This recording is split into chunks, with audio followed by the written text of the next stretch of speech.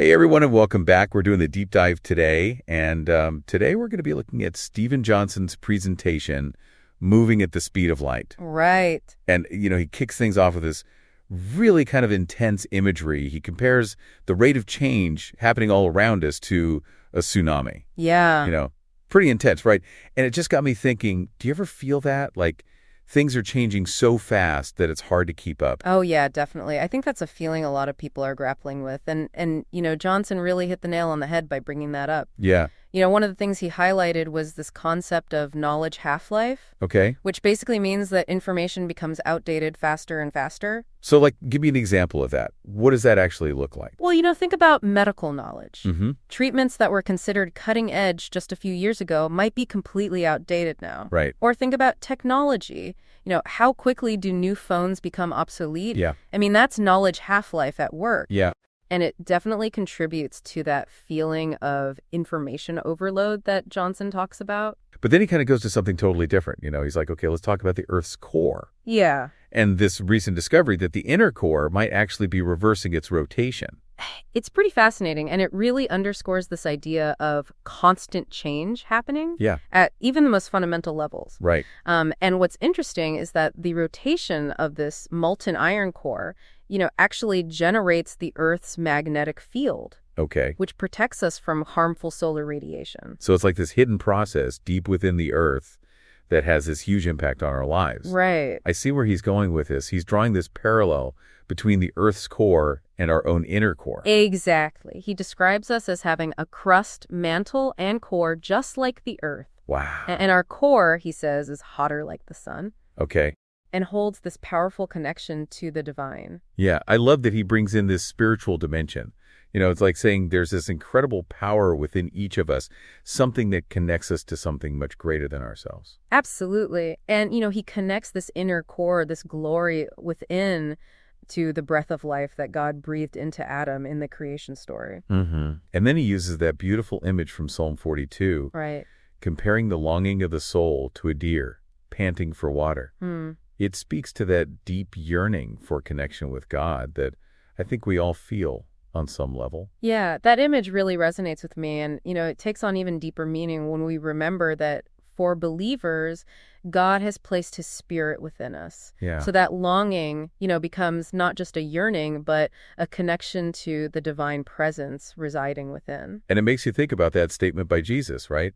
The glory you have given me, Father, I have given them. Right. What does that actually look like in our everyday lives? It's a powerful question, and I think Johnson starts to address it when he introduces this idea of the cracked pot. It might seem like a straining comparison at first, this cracked pot, but it's a beautiful way to illustrate that our imperfections, don't diminish God's glory. Right. In fact, those cracks, those vulnerabilities can be the very places where his light shines through most brightly. Oh, that's such a reassuring thought, especially, in a world that often pressures us to strive for perfection. Right. It's like, it's okay to not have it all figured out. Yeah. God can use even our brokenness for good. Exactly. It's not about hiding our flaws or pretending they don't exist. Yeah. It's about letting God's light fill those cracks and radiate outward. Mm-hmm. It reminds me of the Japanese art of kintsugi, where broken pottery is repaired with gold. Right. Making the cracks a part of the object's beauty. I love that analogy. Yeah. So, if our imperfections can actually be sources of God's light, how do we embrace them and allow that light to guide us in this rapidly changing world that we're talking about? Mm-hmm. And I talk about moving at the speed of light, but is he talking about spaceships and warp drives? No, not quite. Okay. He's talking about aligning ourselves with the speed of light within us, Okay. which is the speed of God's presence, his glory. It's about recognizing that our connection to God is the most powerful force we have. Right. Operating at a speed far greater than anything in the physical world. So it's not about keeping up with all these external changes, Right. but about tapping into this divine speed of light that can ground us if it's the chaos. Precisely. And Johnson suggests that this is the key to navigating a world of constant change and finding true peace and purpose.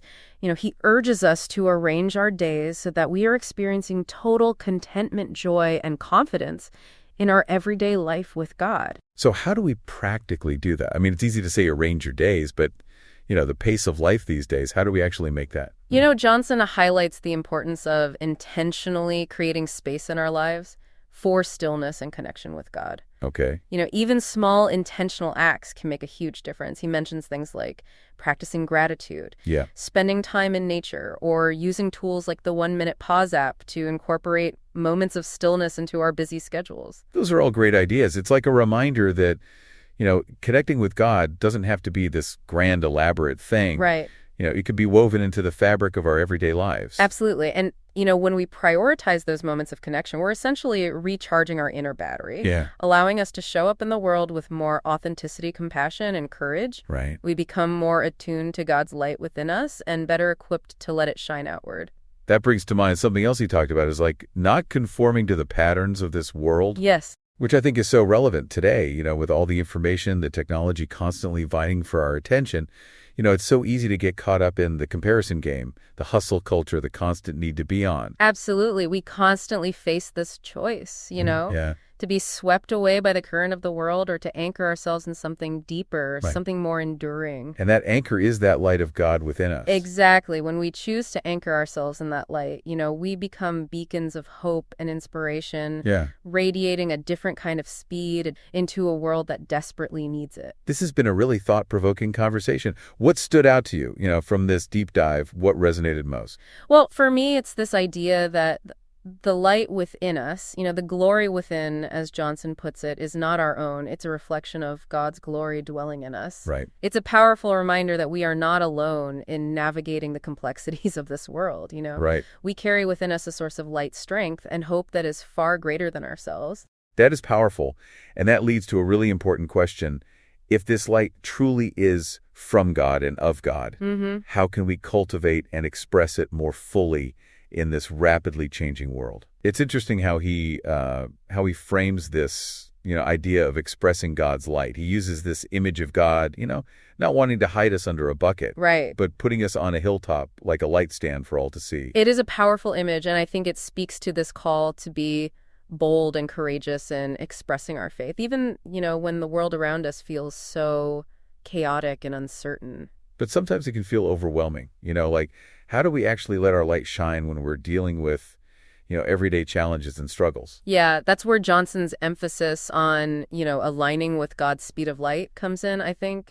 When we stay connected to that source of light within us, we tap into a strength and resilience that goes beyond our own capabilities. It's not about having all the answers or pretending to be perfect, but allowing that inner light to guide our actions, our words, even our thoughts. So it's less about striving to be something and more about letting that inner light just naturally shine through Exactly. in how we live our lives. Yeah, and that's where the idea of, arranging our days to experience contentment, joy, and confidence in our everyday life with God becomes so crucial. Because when we prioritize those moments of connection with God, it's like recharging our inner battery. Right. It allows us to show up in the world with more authenticity, compassion, courage, even amidst those everyday challenges that we face. Right. It's like filling our own cup so we have something to pour out to others. Yeah. Absolutely. We have to consciously choose to anchor ourselves in something deeper, something more enduring, or we risk being swept away by that current. And that anchor, that deeper something, is that connection to God, that inner light that he keeps coming back to. It's about recognizing that true fulfillment and purpose come from aligning ourselves with God's speed of light,